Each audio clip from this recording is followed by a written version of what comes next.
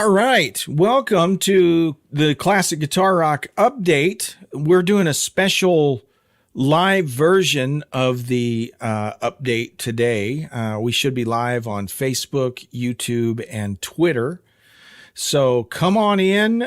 Comments are open. We'd love to hear your comments. I'm going to go over some emails, talk about a few news items, and I'd love to hear from you. By the way, email me. My name is Jeremy, but you can email me at classicguitarrock@mail.com. That's classicguitarrock@mail.com. And email about whatever you want. A lot of folks have kind of been sharing their great classic rock memories that they've had, whether that's about a certain song or group or album or whatever. We'd love to hear from you about that. Again, the email address is classicguitarrock@mail.com. So let me get right to some of these emails that we have. First one, in fact, this one just came in. I've got your site subscribed recently. I live in Swift Current, Saskatoon, Canada. So that's a few miles north of me, a few hours north of me in Canada. I enjoy your site and all casual topics.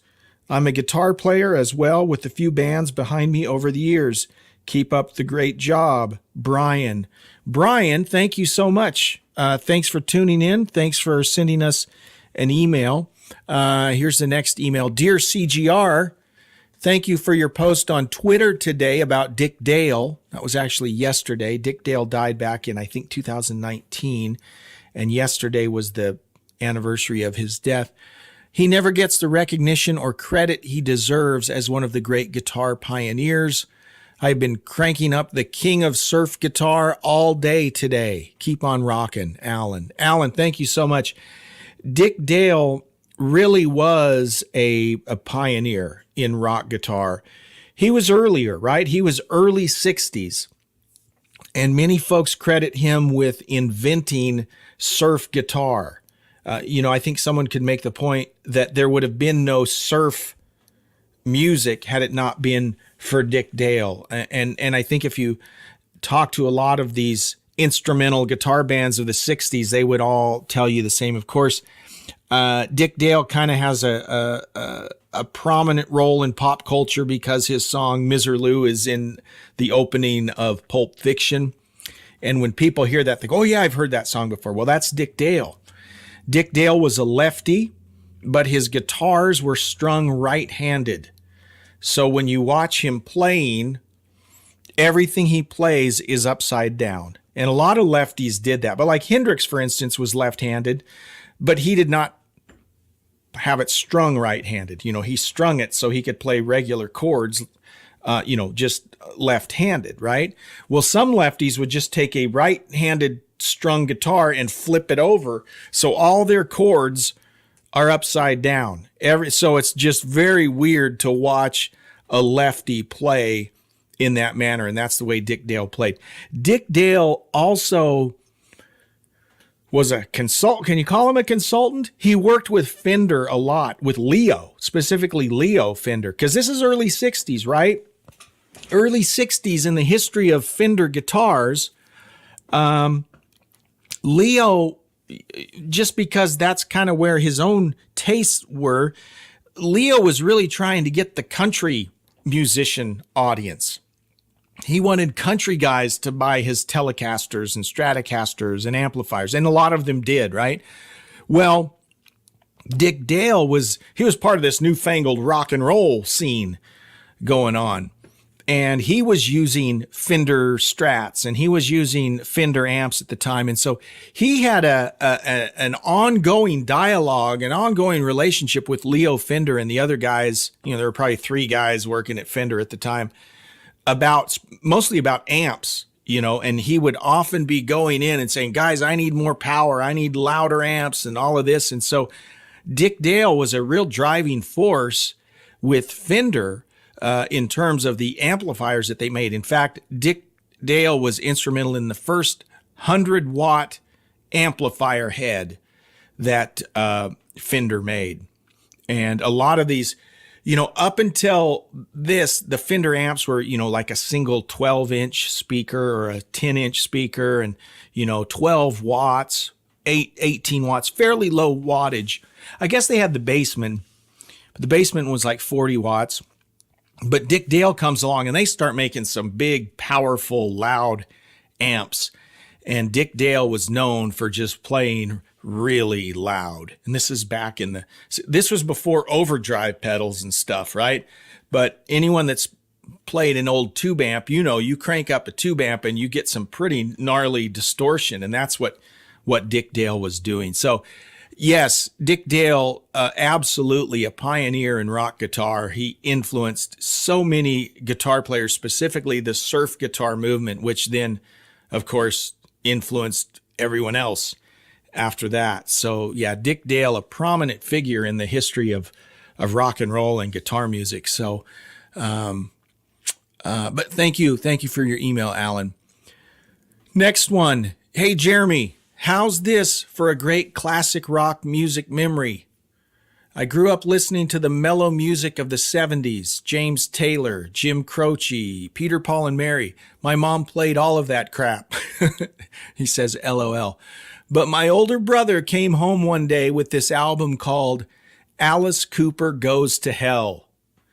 My mom wasn't a fan, but I loved it. I played the heck out of it. And that, of course, was like a gateway into a lot of hard rock from the late to mid 70s.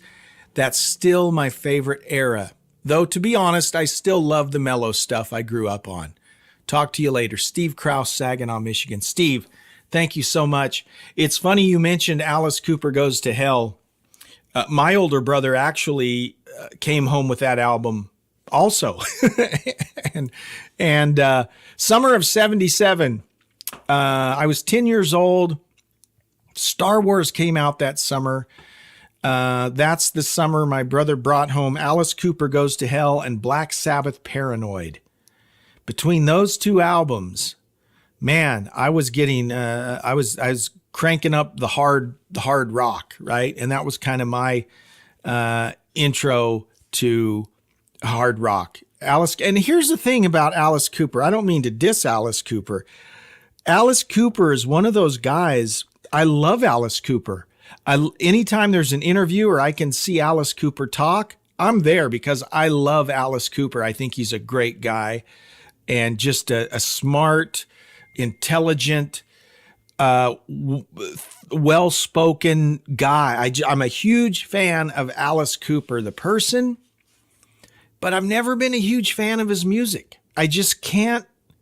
And I think we all have bands like that it's hard for us to get into to music of some bands, and that's okay. But I love Alice Cooper as a person. I wish I just liked his albums a little more. I did like that album, I remember. Listen to it all the time. But as I've become a bigger fan of music, I just have not been a huge fan of his music, though I love Alice personally. Steve, thank you for that email. One more email here and then a couple news items. And guys, the comments are on, so feel free to leave a comment if you want to. Hi, Jeremy. A guitar question. I have 12-year-old twins, a boy and girl.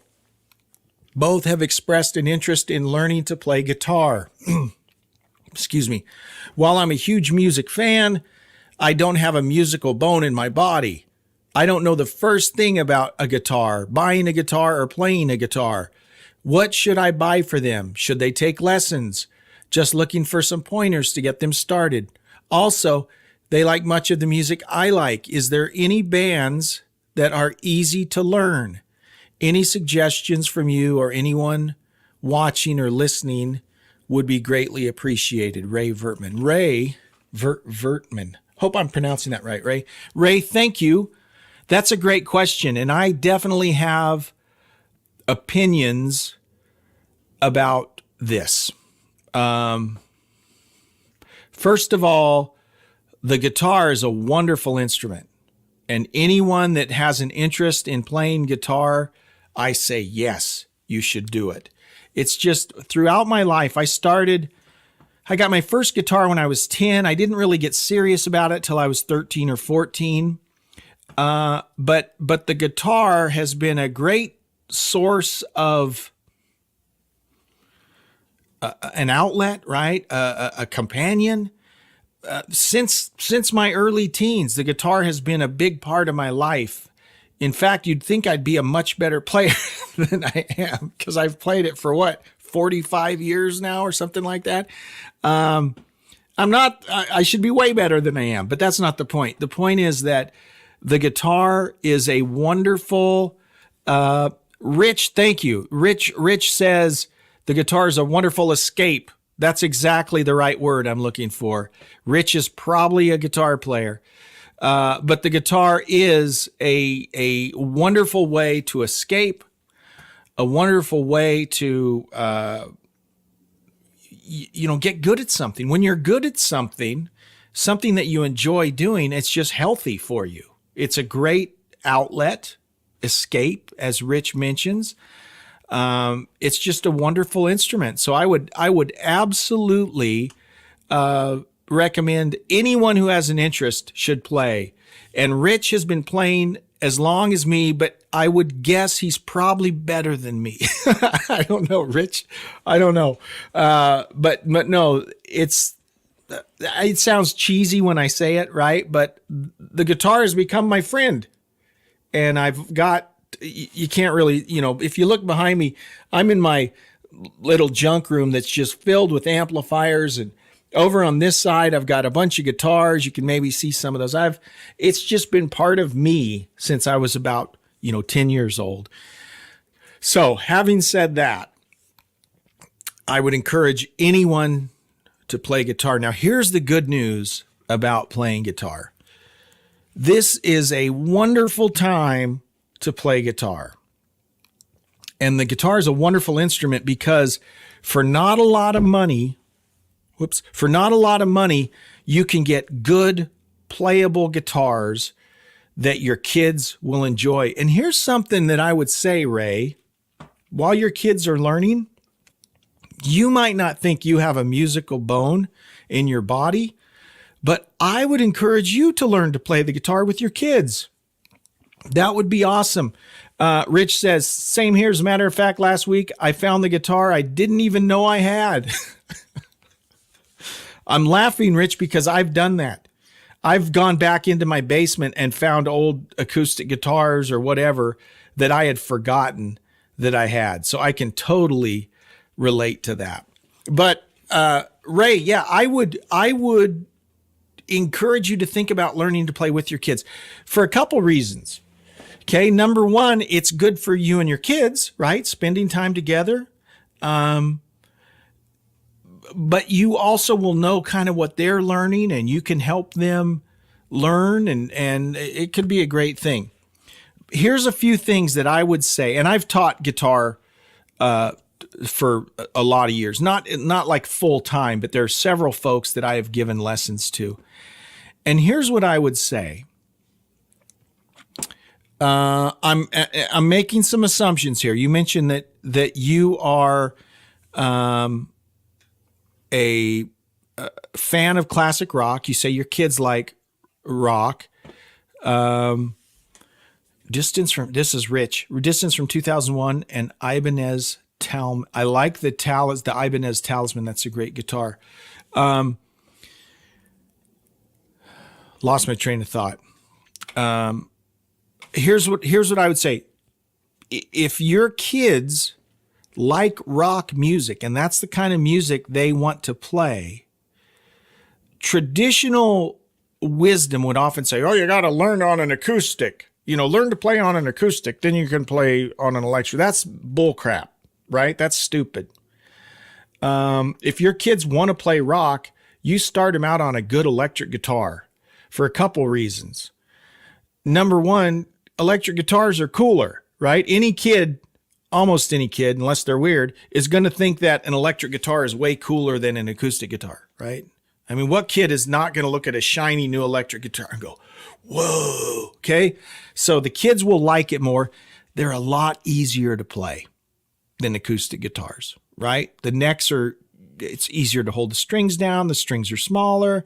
Everything is easier about an electric, right? So start them on an electric. Number one, that's number one. Number two, you can buy a good beginner guitar for less than $200. Okay. They're all over the place. It's amazing some of the Chinese guitars you can get. And I know Chinese products get, slagged on all the time, but you know what? There are so many brands that make inexpensive guitars for Fender Squiers, right? You can go to a pawn shop, at least where I live, you can buy a Squier Stratocaster all day long for $90, right? So you know what? Get them a guitar, but I'm going to throw this caveat out. When you buy a guitar, have it set up. Have the music store set it up. Now, what's a setup? A setup on a guitar, there are several adjustments that need to be made to enhance the way it plays, right? Intonation, adjusting the bridge, the string height, lots of that, or the action is what they call that. So even if it costs you an extra $50 a guitar, it's well worth it to have your guitar set up. Your kids will thank you for it. Okay. It's one thing that I never knew. So the first guitars I learned to play on, the strings were like an inch off the neck, and it was a nightmare. You get past the third fret, you can't even hold anything down. So get them a good enough electric guitar, right? Don't get them a $60. You might find a used Fender Squier that's $60. Oh, Rich, great recommendation. Go on Amazon and look up the Firefly guitars. Now, these Firefly guitars are made in China. They have Les Paul style guitars with a set neck, and they're like, or they have, Stratocaster style guitars, whatever. But these Harley Benton guitars, I've done a few reviews on Harley Bentons, inexpensive guitars that are, to be honest, very high quality for the price. And if you spend a few extra bucks to get them set up, it's worth it. That'll make a huge difference, because the difference between a guitar that's been professionally set up and one that hasn't is night and day. And it could be the difference between your kids wanting to stick with it or not. Seriously. That's how important it is to have a professional setup. So have them start on an electric, have the guitar professionally set up. And Rich has a great suggestion here. That's a great suggestion, especially on an expensive guitars, because they're mostly cookie cutters. Now, you bring up a very good point, Rich, and that is, just because you spend more money on a guitar doesn't mean it's going to be a lot better. Doesn't mean it will be a lot better. I have an Ibanez, a 1983 Ibanez Roadstar 2. It plays better than any American-made Strat I've played. It sounds more Stratty than any Strat I've ever played. I paid $350 for it. So just because you pay more, and I've heard nightmare stories of guys buying brand new Gibson Les Pauls for $2,500 or $3,000 or $3,500, and they're crap. So just because you're paying more doesn't mean in general, obviously a $1,000 guitar is going to be better than a $200 guitar, but just because you pay more doesn't mean it's going to be a great guitar, right? Buy a guitar. That's why I say I'm a fan of Fender Squiers, right? Or even an Epiphone guitar. These are good enough guitars that if you have them professionally set up, they're going to be fine for your kids to learn on, or for an adult to learn on, right? And then later on, when you've decided, I'm going to stick with this, and if you want to invest more money in a guitar, that's fine. You know what my main player is? Hang on here. I got to look, see if it's here. My main player, I have two of these OLP guitars. OLP, these are officially licensed. They were licensed by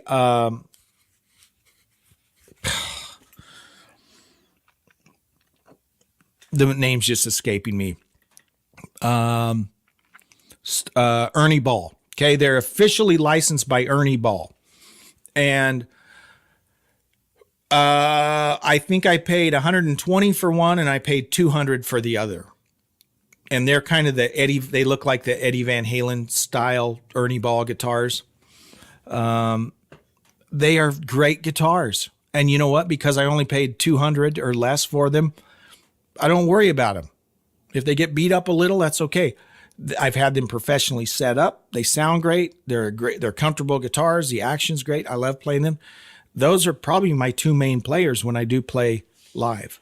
So, I'm beating a dead horse here. So, start them on an electric, right? Get them a guitar professionally set up. You need to get an amp. Again, an amp there's a lot of great amp options out there that don't cost a fortune. Rich says, Rich, thanks for chiming in, by the way. Rich says, I also suggest that you play the guitar. I was burned a couple of times by buying it and not playing it before I bought. Always play a guitar before you buy. That's a great recommendation. It's a great recommendation. Go to a music store. Play it out. See the ones that you like. That's a great recommendation. Now I have ordered a lot that I bought them on eBay or Reverb or whatever that I haven't been able to play first. And usually it's worked out, but that's a very good point. It is a good idea if you can to be able to play it, get it in your hands and play it before you buy. I think that's a great recommendation. Then the next thing that I wanted to say is get them started learning songs as soon as possible. I mean, songs they like as soon as possible, right? I started taking guitar lessons when I was probably 13. And I went to a music store and I had this guy that pulls out a music book and he wants me to start learning songs like Mary Had a Little Lamb and Go Tell Aunt Rhody. And I just didn't want to do that. Okay. That was boring to me. So what I do, at least the students I've worked with, I will have printed out lesson one, right? A rock song that I can show them. You know what I start with when I'm teaching? First lesson, when I've got a 12-year-old kid who wants to learn how to rock, the very first lesson we have is I show him the basic 2-finger power chord, right? And I'll send him home with a few songs that he can play using that 2-finger power chord shape. So he might leave after his first lesson learning to play Wild Thing, right? Or Louie Louie, or, that's the thing with power chords and distortion. There's a jillion rock riffs, Living After Midnight, right? There's a jillion songs that you could play with just those basic power chords. And the reason I do that is they leave excited because they're already making music, right? They're already playing something that sounds like a song to them instead of playing these single note Mary Had a Little Lamb things. So get them involved early and often playing music. And then I've had some students that would say, and to be honest, it made my job easier, is they would specifically say, hey, I want to learn how to play this song. I had a kid that wanted to learn to play Run to You by Bryan Adams. So guess what that means? Jeremy had to go learn how to play Run to You. And I did. So I learned how to play, and then I showed this kid how to play it, right? And in the course of teaching them songs, they're learning more technique and more style. And it's amazing how when you learn a song, you go, oh, I learned this riff from Run to You. And you find out, ooh, there's a riff in there that's just like the riff from Photograph by Def Leppard, and you start to make those connections as you learn songs. So I would find a teacher that is going to teach them to play songs. Now, the theory's great. And I think an understanding of theory is great. But I think the most important thing you can do is have your kids start to play songs early, because that keeps them hooked. They can learn the theory later. But if you're just starting with, let's learn the major scale, I mean, there's nothing there to keep a kid engaged if you're just learning scales. I mean, you can learn scales along the way, but make sure you're learning songs and playing songs right from the beginning. So I guess that's the tips I would give to a parent if you've got a kid who's wanting to learn to play the guitar. So, great question, Ray. Thank you so much. So that's all the emails. And Rich, thank you so much for chiming in, by the way. I do want to talk about a few little news items. One particular, this is always controversial when this comes up. Let me find it. I had it right here. Okay. So in the news, Wolfgang Van Halen says Sammy Hagar era doesn't get any respect. Uh-oh. We're getting right into the whole Sam versus Dave thing, right? I know we've talked about this a lot, but I was glad to hear Wolf say this. So Wolf is getting interviewed. But this is I'm on Ultimate Classic Rock, by the way. Wolf was getting interviewed by KATT, which is actually the classic rock station I could listen to in Oklahoma, only at night because it was too staticky. I was about 90 miles away from Oklahoma City, so during the day it was too staticky, but at night I could tune it in and hear it pretty good. And so I listened to KATT quite a bit in the early 80s, mid 80s. So Wolf is on with KATT. He was asked about his level of involvement with the Van Halen band reissues, specifically the limited vinyl release of Live Right Here, Right Now. That's the live album they made with Sammy in around 1990, I think, 91, something like that. And it's scheduled to be released in April. Let's see. Wolf says, Alex is obviously, he's the head honcho when it comes to making the decisions. He explained, obviously I default to him on anything that he thinks is the right thing to do, but when it comes to decision making, or at least just kind of helping out, yeah, I am that sort of what would have been my dad's vote for stuff here with Al. So Al and I are kind of that team. So he's, talking about his involvement in this. And then he says about the Sammy Hagar era, that era doesn't get any respect, I don't think. And there's a lot of amazing songs and just obviously brilliant guitar playing on on all of that stuff.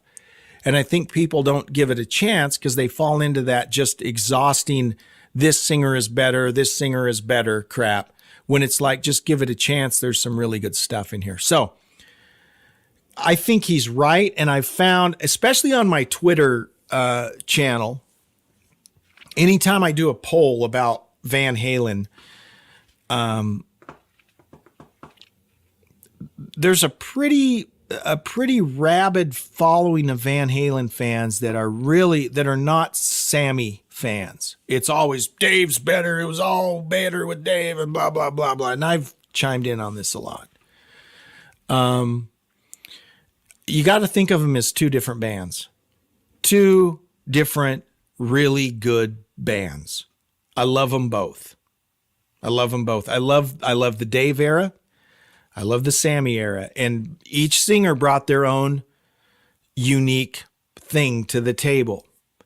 I've seen Van Halen live with Dave once and with Sammy twice. Actually, with Sammy 3 times, because I saw that terrible 2004 reunion tour. It wasn't terrible because of Sam, though. But so I've had a chance to see both versions of the band live. Dave is the consummate frontman, entertainer. And, but Sammy's a better singer. I mean, he's technically just a better singer. I mean, Sammy can sing Dave's songs. Dave can't sing Sammy songs, right? And it's not a slam against anyone. but that's just the reality. They're two different bands. So don't do Sam versus Dave. Just think of it as two different bands, right? There's the Dave era, the Sammy era, and love them both. I love them both. There's great music from both eras. I love it all. So it would be so awesome to see a tour with both Dave and Sam. I know they tried that back in the late 80s or whenever they did that. It didn't work out too well. But I think it'd be awesome for the fans, so you'd hear stuff from all the era. So anyways, that's kind of my thoughts on the whole Van Halen thing. Back on the guitar thing, Rich has another great point here. He says, on YouTube, there's a channel and there's a bunch of songs on it and they're all 4 chords. Yes, you can find, that's the one thing the point I forgot to make. A key point is the internet changes everything in the way you can learn to play guitar now. When I was a kid, there was no internet. There was no YouTube. If you wanted to learn a song, you would buy, Guitar for the Practicing Musician magazine. And then eventually Guitar World and Guitar Player even started doing this. They'd have songs in the magazine that you could learn how to play with tablature and everything, right? Or you just put the record on the turntable and try and figure it out by ear. Now, if you want to learn a song, you go on YouTube and in 2 minutes, you can find someone showing you how to play the song. And that's wonderful. If you're a guitar player trying to learn songs, again, it comes back to songs. The quicker you're learning to play songs and music, the more you get sucked in and the more you'll want to stick with it. If you're just trying to learn chord shapes and scales and all of that, good luck. I mean, some kids will stick around for that, but I know I wouldn't have. I had to start learning songs. That's why I quit music lessons, because I was like, I can learn them by myself better, and get more out of it. And so that's ultimately what I did. So I didn't take guitar lessons for very long. But yeah, that's a great point, Rich. Thank you. All right. So any other news items here that I wanted to talk about? There was one more. Oh, thank you. Chrissie Hynde of the Pretenders. Yes. It's like, she's read my mind, or I've read her mind. Chrissie Hynde blasts Total Bullocks Rock and Roll Hall of Fame. The Rock and Roll Hall of Fame. Don't get me started, but now I'm started. The Rock and Roll Hall of Fame is a total joke, steaming pile of crap. Okay. So here's what she says. If anyone wants my position on the Rock and Roll Hall of Fame, they are welcome to it. I don't even want to be associated with it, she wrote. It's just more establishment backslapping. I got in a band, so I didn't have to be part of all that. She said, I was living a happy life in Rio when I got the call I was being inducted, she recalled. My heart sank because I knew I'd have to go back for it, as it would be too much of a kick in the teeth to my parents if I didn't. I'd upset them enough by then, so it was one of those things that would bail me out from years of disappointing them. So, but her whole point is that she says the hall has absolutely nothing to do with rock and roll, and anyone who thinks it is a fool. And she's exactly right. And all you've got to do is look at the list of people who are in it and look at the list of people who aren't in it. And it is a complete joke. Okay? Do you know Foreigner and Styx are not in the Rock and Roll Hall of Fame, but Nina Simone and Tom Waits are? That's all you need to know. Okay? Dolly Parton, love her to death. She should be nowhere near the Rock and Roll Hall of Fame, and yet she was inducted. And she almost turned it down, and then she, eventually she went back and did accept it. But that's a joke. She should not be in the Rock and Roll Hall of Fame, right? So if you want to call it a music Hall of Fame and then just induct anyone you like, that's fine. But then when you're not going to have bands like Bad Company or Foreigner or Styx that aren't in the Rock and Roll Hall of Fame, and yet Nina Simone is.